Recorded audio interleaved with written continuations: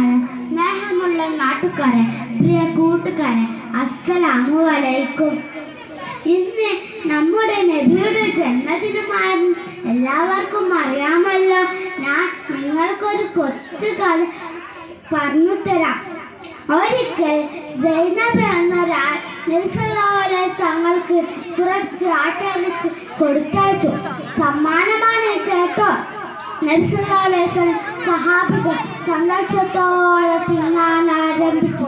പെട്ടെന്ന് ഇതാരും ഭക്ഷിക്കരുത്, എല്ലാവരും കൈകൾ ഉയർത്തുക, ഇതിൽ വിഷമുണ്ട് എന്ന് നബി സല്ലല്ലാഹു അലൈഹി വസല്ലം പറഞ്ഞു. എല്ലാവരും പുതപ്പെട്ടു.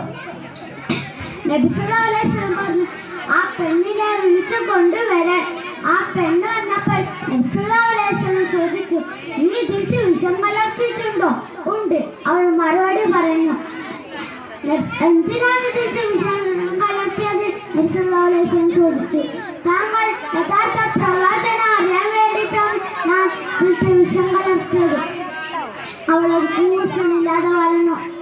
ശരി ശരി, ഈ റെച്ചിറ്റേഷൻ എന്നോട് പറയണേനോ, ഇതിൽ വിഷമുണ്ട്, അതുകൊണ്ട് നീ പോയിക്കോളൂ. നബി സല്ലല്ലാഹു അലൈഹി വസല്ലം മാപ്പ് കൊടുത്ത് പറഞ്ഞു. കൂട്ടുകാരെ, നിങ്ങളെല്ലാവരും എൻ്റെ കഥ ശ്രദ്ധിച്ചില്ല. നബി സല്ലല്ലാഹു അലൈഹി വസല്ലം കൊല്ലാൻ ശ്രമിച്ചപ്പോൾ ആളുകൾക്ക് അപ്പോഴത്തെ മാപ്പ് കൊടുത്ത് പറഞ്ഞിട്ടുമില്ലേ. ഞങ്ങളും അത്തരത്തിലുള്ള സ്വഭാവം